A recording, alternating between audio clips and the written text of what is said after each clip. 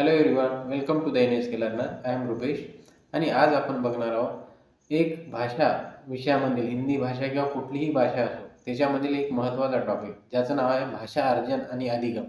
भाषा अर्जन म्हणजे ॲक्वेरिजेशन किंवा तुम्ही कशा प्रकारे शिकता ह्याबद्दल आपण माहिती बघणार आहोत. हा टॉपिक CTET एक्झाम जी की सप्टेंबरमध्ये होणार आहे त्याच्या दृष्टिकोनातून अत्यंत महत्त्वाचा टॉपिक आहे. या टॉपिकवर कमीत कमी 3 ते 4 क्वेश्चन तुम्हाला हे विचारले जातात. तर आपला हा जो टॉपिक आहे हा परीक्षेच्या दृष्टिकोनातून महत्त्वाचा आहे आणि या टॉपिक जर तुम्ही चांगल्या प्रकारे समजून घेतला त्यानंतर जर तुम्ही क्वेश्चन सॉल्व्ह केले तर तुमचे सर्व क्वेश्चन जे आहे ते सॉल्व्ह होतील. ठीक आहे. तर हा आजचा टॉपिक आपला अत्यंत महत्त्वाचा आहे. तुम्ही जर चॅनलवर नवीन असाल तर आपल्या चॅनलला NSK लर्नर या चॅनलला सबस्क्राईब करून घ्या. व्हिडिओ आवडला असेल तर व्हिडिओला लाईक करा आणि तुमच्या मित्रमैत्रिणींना मोठ्या प्रमाणात शेअर करा. चला आज आपण आजचा आपला टॉपिक बघूया.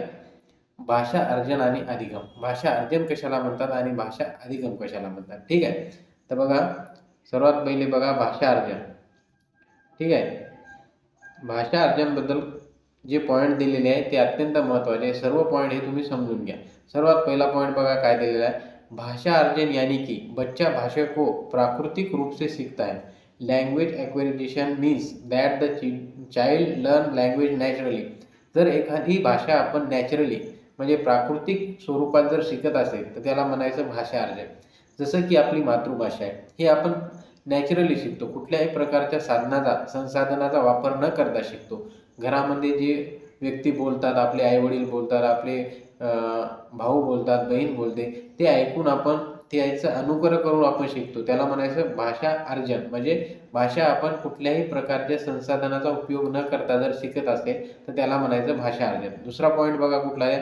भाषा अर्जन एक ऐसी प्रक्रिया है जिसके अंतर्गत बच्चे अपने आसपास के वातावरण परिवार में रहकर भाषा शिकते.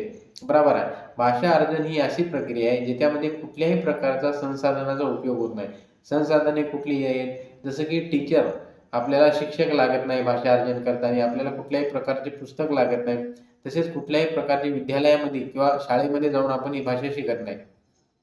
भाषा अर्जन ही अशी प्रक्रिया आहे जी आपण वातावरण, जे आपल्या जवळील वातावरण आहे, जे आपले आईवडील आहेत, मित्रमैत्रिणी आहे, यांच्याकडून जर आपण भाषा शिकत असेल तर त्याला म्हणायचं भाषा अर्जन.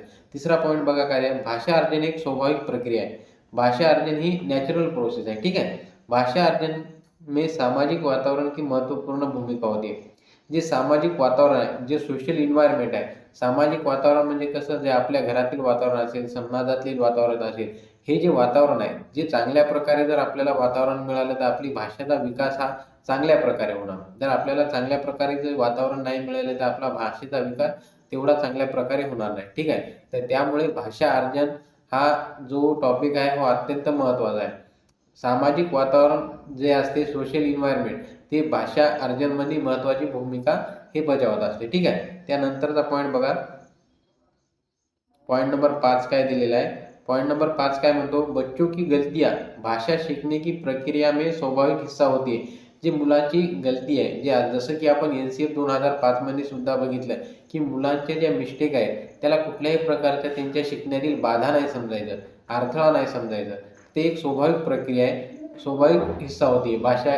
म्हणजे तुम्ही शिक्षण जे घेता ते गलतीमधूनच घेता, तुमच्या चुकामधून त्याचं डेव्हलपमेंट होत असते. तर कुठल्याही प्रकारच्या ज्या चुका आहेत एक स्वाभाविक असतात असे भाषा अर्जनमध्ये सांगितलेले आहे. त्यानंतरचा पॉईंट बघा. Point number 6. भाषा अर्जन एक निरंतर प्रक्रिया है जो सामाजिक एवं सांस्कृतिक संदर्भ में प्रभावित होती है. भाषा अर्जन जी आहे ही एक कंटिन्युअस प्रोसेस आहे, ही न थांबणारी प्रोसेस आहे. ठीक आहे. भाषा जी आपण अर्जन करतो, जी शिकतो, ही कंटिन्युअस प्रोसेस आहे आणि ती जी आहे सामाजिक आणि सांस्कृतिक संदर्भ में प्रभावित होते. जे सामाजिक आपलं वातावरण आहे, जशी आपली संस्कृती आहे त्याच्यानुसार ती भाषा प्रभावित होते. जसं की आपल्या भारत देशामध्ये वेगवेगळी भाषा बोलली जाते. ज्या भागामध्ये ज्या प्रकारची भाषा बोलली जाते त्या संस्कृतीचा, त्या समाजाचा त्या भाषेवर हा परिणाम होत असतो. तर सामाजिक एवं सांस्कृतिक संदर्भ में प्रभावित होती. भाषा सामाजिक आणि सांस्कृतिक प्रभावामुळे प्रभावित होते. ठीक आहे. त्यानंतरचा पॉईंट बघा. Point number 7. बच्चे दूसरे का अनुकरण करके भाषा शिकते. बरोबर आहे. आपण जे इमिटेशन ऑदर म्हणजे दुसऱ्याचे बोलणं ऐकतो आणि ते ऐकून आपण बोलतो भाषा अर्जन करताना. ठीक आहे. तर इमिटेशनच्या माध्यमातून सुद्धा आपण भाषा शिकतो. 8वा पॉईंट बघा काय म्हणतो. भाषा अर्जन में कोई औपचारिक साधन जैसे की शिक्षक, पुस्तक आणि विद्यालय किंवा शाळा की आवश्यकता नाही पडते. भाषा अर्जन मी तुम्हाला सांगितलं, भाषा अर्जनला कुठल्याही प्रकारचे औपचारिक संसाधन किंवा शैक्षणिक संसाधनाचा उपयोग होत नाही. जसं की शिक्षक, भाषा अर्जन करताना आपल्याला शिक्षक लागत नाही. जसं की आपण लहान असतो, आपली मातृभाषा शिकण्यासाठी आपल्याला कुठल्याही प्रकारचा शिक्षक लागत नाही, कुठल्याही प्रकारचे पुस्तक लागत नाही किंवा कुठल्याही प्रकारच्या शाळेमध्ये जाऊन आपल्याला शिकायची गरज नसते. आपली जी मातृभाषा आहे ती आपण स्वयं शिकतो, आपल्या सामाजिक वातावरणात राहून शिकतो. ठीक आहे. त्यानंतरचा पॉईंट बघा काय दिलेला आहे. पॉईंट नंबर 9, भाषा अर्जन की प्रक्रिया सहज होते. भाषा अर्जनची ही जी प्रक्रिया आहे ही नॅचरली आणि एफर्टलेस आहे. आपण जी भाषा अर्जन करतो घरामध्ये ती नॅचरली करतो. कुठल्याही प्रकारची त्याला रूल, रेग्युलेशन किंवा व्याकरणाची गरज नसते. ठीक आहे. त्यानंतरचा पॉईंट बघा, भाषा अर्जन में व्याकरण की आवश्यकता नाही होती. भाषा अर्जनमध्ये व्याकरणाची आवश्यकता नसते, कुठल्या नियमाची सुद्धा आवश्यकता नसते. त्यानंतरचा पॉईंट बघा, बच्चे भाषा सुनकर और प्रयोग करके शिकते. जे मुलं आहे भाषा अर्जनमध्ये ते ऐकून भाषा शिकतात, इमिटेशन करतात, दुसऱ्याची कॉपी करून भाषा शिकतात. ठीक आहे.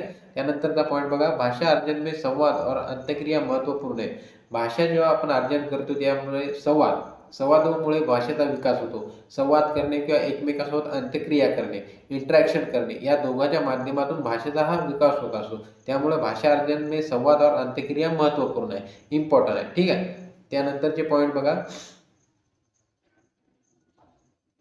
त्यानंतरचा पॉईंट दिलेला आहे पॉईंट नंबर 13, NCF 2005 और NEP 2020 में मातृभाषा को महत्त्वपूर्ण माना है. आपली जी मातृभाषा आहे त्याला NCF 2005 आणि NEP 2020 यांनी महत्त्वपूर्ण मानलेलं आहे. ठीक आहे. NCF 2005 सुद्धा काय म्हणतो की जे विद्यार्थ्याला जे शिक्षण आहे, प्राथमिक शिक्षण आहे ते त्यांच्या मातृभाषेमध्ये द्यायला हवे. जर प्राथमिक शिक्षण मातृभाषेमध्ये दिलं तर तो टॉपिक किंवा तो घटक त्यांना समजायला सोपा जातो. ठीक आहे. जर त्यांना ज्यांची जी मातृभाषा आहे त्या भाषेमध्ये त्यांना समजायला सोपे जाते, त्याचा परिणाम असा होतो की त्यांना शिक्षणामध्ये आवड निर्माण होईल. त्यामुळे NCF 2005 न्यू एज्युकेशन पॉलिसी 2020 या दोन्ही डॉक्युमेंटने सुद्धा मातृभाषेला महत्त्वाचे स्थान दिलेले आहे. ठीक आहे. त्यानंतर बघा, NEP 2020 और RTA right to education act 2009 के अनुसार क्लास 8 तक मातृभाषा में शिक्षण होना चाहिए. RTA ॲक्ट 2009 सुद्धा सांगतो की मातृभाषेला या तिन्ही डॉक्युमेंटनं महत्त्व दिलं आहे. कुठल्या NCF 2005 झालं, NEP 2020 आणि RTA ॲक्ट 2009 या तिन्ही जे डॉक्युमेंट आहे या तिन्ही डॉक्युमेंटने मातृभाषेला महत्त्व दिलेलं आहे. मातृभाषेमध्ये शिक्षण व्हायला हवे. का शिक्षण व्हायला हवे? मातृभाषेमध्ये जर शिक्षण झाले तर कुठल्याही विद्यार्थ्याला त्यांच्या मातृभाषेमध्ये जर शिक्षण झाले तर तो घटक त्यांना समजायला सोपा जातो.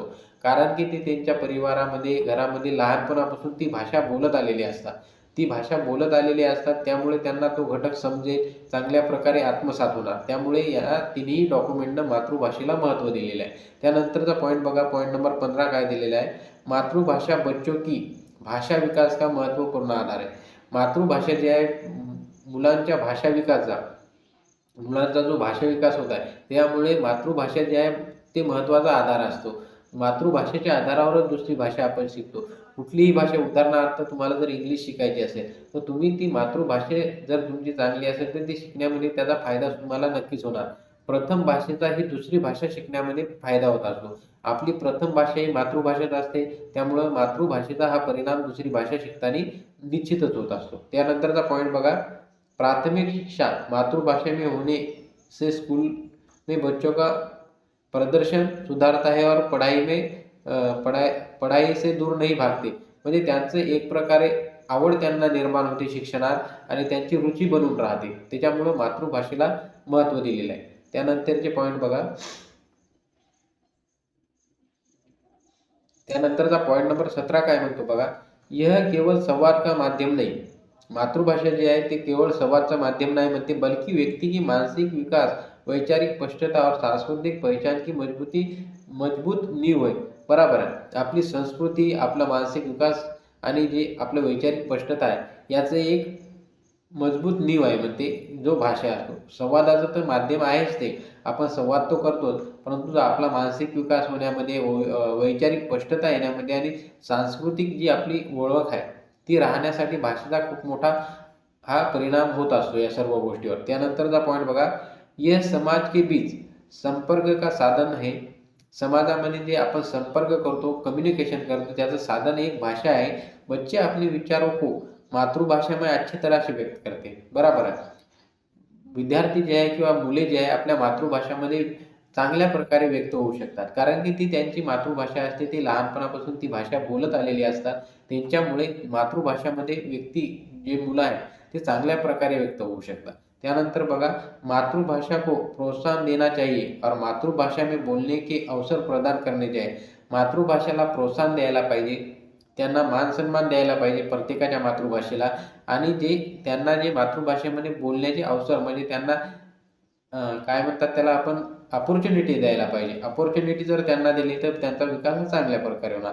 त्यानंतरचा पॉईंट बघा, मातृभाषा हमें दुसरी भाषा का सीखने में मदत करते. हे पॉईंट आपण डिस्कस केलेला आहे. जी मातृभाषा आहे, जी आपली फर्स्ट लँग्वेज आहे, ती दुसरी भाषा जर तुम्हाला शिकायचं असेल तर त्याच्यामध्ये मदत करते. जसं की उदाहरणार्थ दुसरी हिंदी भाषा असेल किंवा इंग्लिश भाषा असेल, ती जर तुम्हाला शिकायची असेल तर तुम्ही ती पहिले मातृभाषेमध्ये तुमच्या अंडरस्टँडिंग करता, समजून घेता, त्यानंतर ती भाषा शिकण्याचा प्रयत्न करता. त्याच्यामुळे जी तुमची प्रथम लँग्वेज आहे, जी मातृभाषा आहे, ती दुसरी भाषा शिकण्यामध्ये तुमची मदत करत असते. त्यानंतर बघा, आता आपण भाषा अर्जन म्हणजे जे सहज नॅचरली जे शिकतो त्याच्याबद्दल आता बघितलं. आता आपल्याला बघायचं आहे भाषा अधिगम. भाषा अधिगम म्हणजे काय? भाषा शिकणे. आपण जी पहिली भाषा आहे भाषा अर्जन, जे आपण सहज शिकतो, नॅचरली शिकतो, ही भाषा अधिगम. भाषा अधिगममध्ये काय आहे, कुठकुठले पॉईंट आहे, भाषा अधिगम कशा प्रकारे होते, म्हणजे लँग्वेज लर्निंग कशा प्रकारे होते ते बघा. भाषा अधिगम में औपचारिक साधनों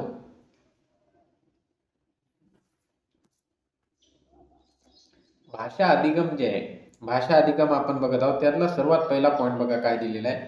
भाषा अधिगम में औपचारिक साधनों का प्रयोग किया जाता है. भाषा अर्जन म्हणजे भाषा जी आपण शिकत आहोत ती नॅचरली भाषा अर्जन. भाषा अधिगम म्हणजे काय? भाषा लर्निंग प्रोसेस. ह्याच्यामध्ये तुम्हाला औपचारिक संसाधने, जसं की याच्यामध्ये तुम्हाला शिक्षक लागेल, पुस्तके लागतील, महाविद्यालय लागेल, शाळा लागेल, शाळेमध्ये जाऊन तुम्हाला शिकावं लागते. भाषा अर्जनला ही दुसरी लँग्वेज असं सुद्धा आपण म्हणू शकतो.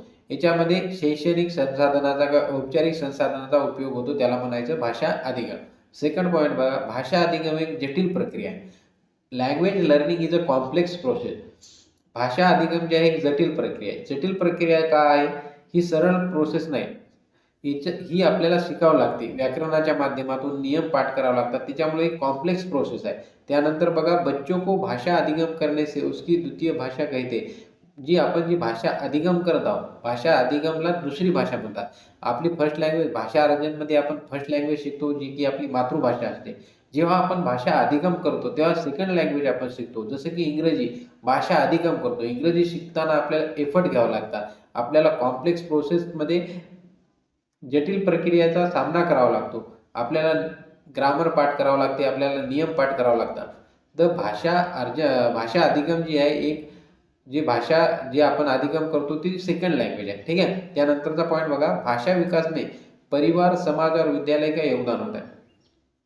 जे भाषा अर्जन आहे त्याच्यामध्ये परिवार आणि समाजाचं योगदान होतं. याच्यामध्ये परिवार, समाज आणि विद्यालयाचे सुद्धा योगदान असते. ठीक आहे. त्यानंतरचा पॉईंट बघा, पॉइंट नंबर 5. पॉइंट नंबर 5 काय म्हणतो? भाषा अधिगम प्रक्रिया एक विद्यालय में प्रारंभ होते. जी आपली भाषा अधिगमची प्रक्रिया आहे ती घरामध्ये आपल्या चालू न होता ती विद्यालयामध्ये होते. कारण की आपण ती सेकंड लँग्वेज शिकत आहोत, तर ती शाळेमध्ये जाऊन आपल्याला शिकावं लागते. तर ही शाळेमध्ये चालू होणारी प्रक्रिया आहे. भाषा अधिगम जी आहे ही शाळेमध्ये आपला प्रारंभ होतो हिचा. सेकंड बघा. त्यानंतरचा पॉईंट नंबर 6 काय? भाषा नियमों से बंदी होती है. इसमें वर्ण, शब्द और वाक्यों को एक निश्चित संरचना में होते. ठीक आहे. ही जी भाषा नियमाच्या थ्रू आपल्याला एक संरचनामध्ये शिकावं लागते. जर सेकंड लँग्वेज आपल्याला शिकायची असेल तर ती एक नियमाच्या आधारावर आपल्याला शिकावं लागते. नियम असतात, तिचे व्याकरण असते, या सर्व साच्यामध्ये आपल्याला शिकावं लागते. ठीक आहे. त्यानंतरचा पॉईंट बघा, भाषा अधिगम प्रक्रिया में भाषा अधिगम के लिए प्रयास करना पडता है. याच्यामध्ये आपल्याला एफर्ट लावावं लागतात. भाषा अर्जनमध्ये आपल्याला एफर्ट लावायची गरज नसते, ती आपण नॅचरली शिकतो. पण भाषा अधिगममध्ये जेव्हा आपण दुसरी भाषा शिकतो तेव्हा आपल्याला त्याच्यामध्ये एफर्ट लावावे लागतात. आपल्याला नियम पाठ करावे लागतात, व्याकरणाचे नियम पाठ करावे लागतात, तर याच्यामध्ये एफर्ट येतात. तर भाषा अधिगममध्ये काय करावं लागतं, तर एफर्ट करावं लागतात. त्यानंतरचा बघा, प्रथम भाषा दुसरी भाषा सीखने में मदद करती है, ठीक आहे. जी मातृभाषा आहे ती दुसरी भाषा शिकण्यामध्ये मदत करते, ठीक आहे. त्यानंतरचा पॉईंट बघा, पॉइंट नंबर 9 काय म्हणतो, भाषा अधिगम में नियम व्याकरण का प्रयोग किया जाता है. बरोबर आहे, नियम आणि व्याकरणाचा प्रयोग भाषा अधिगम मध्ये केला जातो. भाषा एक संसाधन आहे. भाषा एक संसाधन आहे, हे जे आहे रिसोर्स आहे, आपल्याला एकमेका व्यक्त होण्याचं, कम्युनिकेशन करण्याचं एक संसाधन आहे, ठीक आहे. भाषा सामाजिक संदेश संप्रेषित करणे में मदत करते. भाषेमध्ये जे आपल्याला सामाजिक संदेश आहे किंवा सामाजिक जे आपले विचार आहे मांडण्यासाठी जे आहे ही मदत करते भाषा अधिगम, ठीक आहे. त्यानंतर बघा, भाषा संप्रेषण के लिए एक प्रभावी उपकरण आहे. भाषा जे आहे हे कम्युनिकेशनसाठी, language is an effective tool for communication. Communication करण्यासाठी भाषा ही अत्यंत महत्त्वाचे माध्यम आहे. आपण जर विचार केला भाषा नसती तर आपण एकमेकांना बोलू शकलो नसतो, आपले विचार प्रकट करू शकलो नसतो. जसं की मी हा टॉपिक भाषा अर्जन आणि भाषा अधिगम तुम्हाला शिकवत आहोत, तर हा शिकवण्यासाठी भाषेचा उपयोग करत आहोत. जसे की तुम्हाला जो कंटेंट आहे तो इंग्लिश आणि हिंदीमध्ये दिला आणि जे एक्सप्लेनेशन आहे ती मराठीमध्ये करत आहोत, ठीक आहे. तर या तिन्ही गोष्टी भाषेच्या माध्यमातून होत आहेत. तर भाषा हे कम्युनिकेशनचं एक टूल आहे, ठीक आहे. त्यानंतरचा पॉईंट बघा, पॉईंट नंबर 13, हर भाषा कुछ खास प्रतीकों का इस्तेमाल करती है. ये प्रतीक विचारों को प्रकट करते. जी भाषेचे ध्वनी जे प्रकट करतो आपण, ते प्रकटीकरणाचे एक माध्यम म्हणजे भाषा आहे, ठीक आहे. त्यानंतरचा पॉईंट भाषा कभी एक जैसी नहीं रहती. समय के साथ इसमें एक नए शब्द जुड़ते हैं और पुराने रूप में बदलते रहते. भाषा जी आहे ही एकसारखी नाही नसते राहत, तर ती चेंज होत राहते. जसं जसं व्याकरणाच्या नियमामध्ये काही ॲडिशन झाले किंवा काही शब्द जर ॲड झाले तर त्याच्यानुसार जी भाषा आहे ती बदलत राहते. भाषा जन्मजात नाही होती. हा पॉईंट परीक्षेच्या दृष्टिकोनातून अत्यंत महत्त्वाचा आहे. हा तुम्हाला दिला जाऊ शकतो. भाषा ही जन्मजात असते का, तर भाषा ही जन्मजात नसते. मनुष्य इसे अपने समाज और परिवार से सीखता है, अर्जित करता है. जी भाषा आहे ती आपण आपल्या समाजाकडून, आपल्या परिवाराकडून ती ग्रहण करतो किंवा अध्ययन करतो किंवा अर्जन करतो. परंतु भाषा ही जन्मजात शक्ती नसते किंवा जन्मजात आपल्यामध्ये नसते, ठीक आहे. त्यानंतरचा पॉईंट बघा, भाषा 2 स्तरों पर काम करती है. पहला स्तर ध्वनियों का और दूसरा स्तर उच्च ध्वनियों से अर्थ बनाने का. जी भाषा जी आहे ही 2 स्तरामध्ये काम करते. एक पहिले तर ध्वनी बनवणे आणि ध्वनीचा अर्थ लावणे, ठीक आहे. साऊंड आणि साऊंडची मिनिंग तयार करणे. त्यानंतरचा पॉईंट बघा, पॉईंट नंबर 17,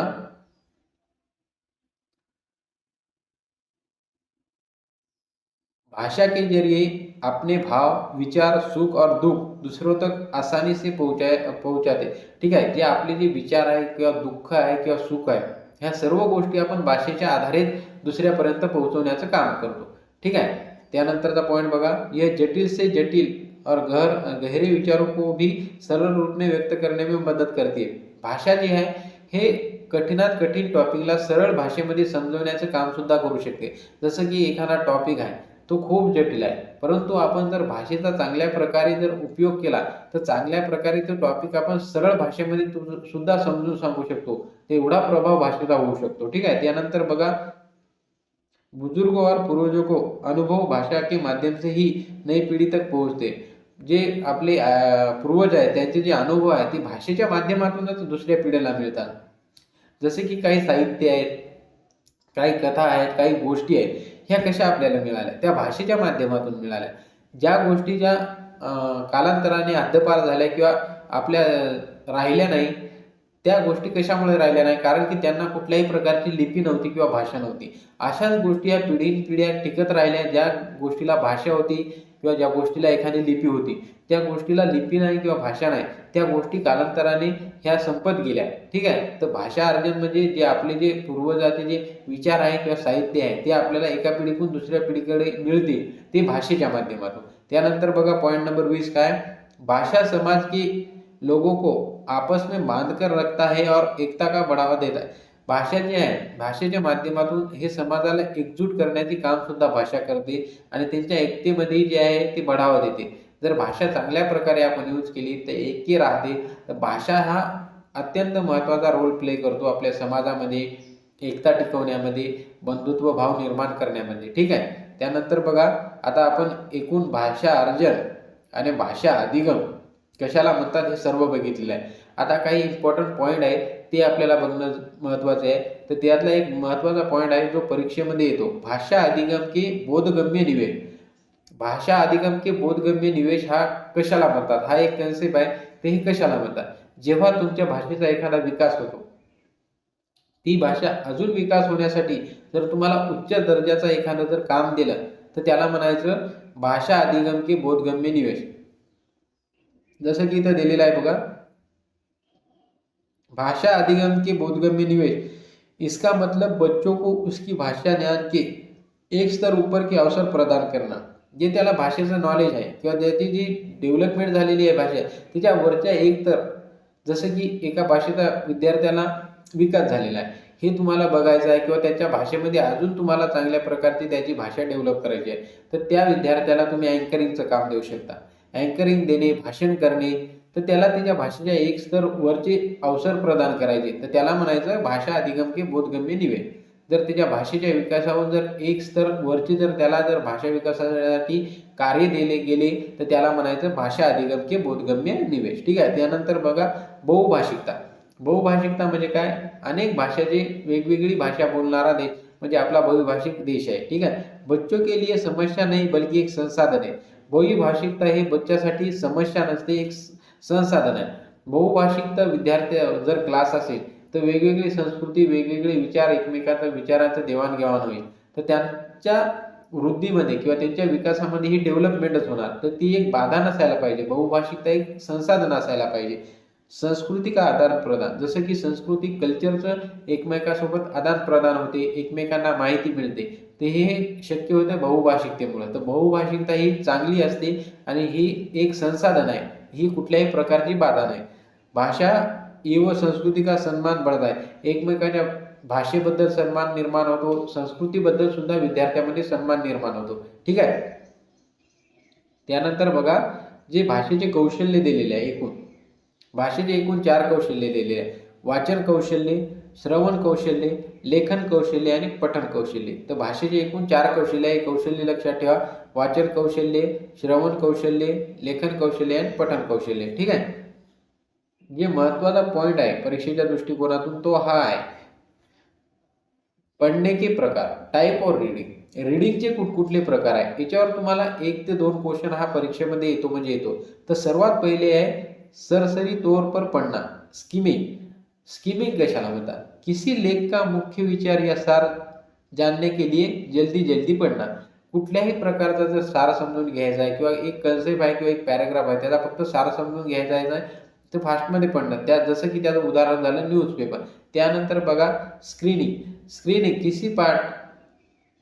किसी पार्ट में से कोई खास शब्द या नंबर जैसे विशेष जानकारी को तुरंत ढूंढना. स्क्रीनिंग म्हणजे काय, जर तुम्हाला एखादा पॅरेग्राफ वाचल्यानंतर त्याचे प्रश्नाचे उत्तर जर द्यायचे असतील तर त्याला म्हणायचं स्किनिंग. ठीक आहे. त्यानंतर इंटेन्सिव्ह रीडिंग, गहन पठन. गहन पठन मध्ये आपण काय करू, किसी पाठ्य सामग्री को बहुत बारीकी और गहराई से समझना. परीक्षा या विशेष अध्ययन इसका प्रयोग होता है. गहन पठन म्हणजे काय, आपण इंटेन्सिव्ह रीडिंग म्हणजे त्याच्यामध्ये चांगल्या प्रकारे आपलं विचार व्यक्त करण्यासाठी किंवा आपल्याला चांगली समजून घेण्यासाठी जर आपण वाचन करत असेल तर त्याला म्हणायचं इंटेन्सिव्ह म्हणजे गहन. व्यापक पठन. व्यापक पठन काय असते, एक्सटेन्सिव्ह रीडिंग कसे असते, आनंद, रुचि किंवा सामान्य जानकारी के लिए लंबी किताबें या कहानियां पढ़ना. तुमच्या आवडीसाठी किंवा तुमच्या आनंदासाठी जर तुम्ही कुठल्या प्रकारच्या गोष्टी वाचत असाल किंवा कहानिया रीड करत असाल, गोष्टीची पुस्तक वाचत असाल तर त्याला म्हणायचं एक्सटेन्सिव्ह रीडिंग. हे काय, लाउड रीडिंग. 5वां आहे लाउड रीडिंग, आवाज और उच्चारण के साथ पढ़ना. मोठ्यानं जर तुम्ही वाचन करत असाल तर त्याला म्हणायचं लाऊड रीडिंग. त्यानंतर सायलेंट रीडिंग म्हणजे मनातल्या मनात वाचणे. ठीक आहे. तर हे एकूण 6 जे टॉपिक आहे हे परीक्षेच्या दृष्टिकोनातून अत्यंत महत्त्वाचे आहे. त्यानंतर बघा काय दिलेलं आहे, लेखन के प्रकार. लेखनाचे प्रकार सुद्धा दिले आहे. हे परीक्षेच्या दृष्टिकोनातून महत्त्वाचे नाही पण मी घेतलेले आहे. पॅरेग्राफ रायटिंग, एखादा पॅरेग्राफ तुम्हाला लिहायचा असेल. त्यानंतर डिस्क्रिप्टिव्ह रायटिंग, वर्णनात्मक, व्यक्ती, वस्तू, स्थान या घटना का विस्तार से वर्णन करना. एखाद्या गोष्टीचं किंवा गोष्टीबद्दल जर विस्तृत माहिती लिहायची असेल तर त्याला म्हणायचं डिस्क्रिप्टिव्ह रायटिंग. कथात्मक लेखन, नॅरेटिव्ह रायटिंग, त्यानंतर आहे की इन्फॉर्मेटिव्ह रायटिंग, तर्कपूर्व लेखन, त्यानंतर रचनात्मक लेखन, त्यानंतर पत्र लेखन, त्यानंतर डायरी लेखन. डायरी लेखन जे आपले दैनंदिन जीवन आहे त्याच्याबद्दल. हे एकूण टाईप आहे त्या लेखनाची. त्यानंतरचा पॉईंट बघा, हा पॉईंट सुद्धा परीक्षेच्या दृष्टिकोनातून महत्त्वाचा आहे. प्रक्रिया लेखन का उपागम, राइटिंग प्रोसेस अप्रोच, लिखने की प्रक्रिया के दौरान लिखना सीखना. प्रक्रिया लेखन का उपागम म्हणजे काय असते? लिहिण्याच्या माध्यमातून लिहिणे शिकणे. जसे की तुमचे शिक्षक आहे, तुम्हाला 1 to 100 पर्यंत लिहायला देतात किंवा ABCD जे अल्फाबेट आहे ते लिहायला सांगतात. ते लिहिण्याच्या माध्यमातून लिहिणं शिकणे तुम्ही. तुमच्या लिखाणामध्ये सुधार निर्माण होणे, तर त्याला म्हणायचं लेखन प्रक्रिया का उपागम.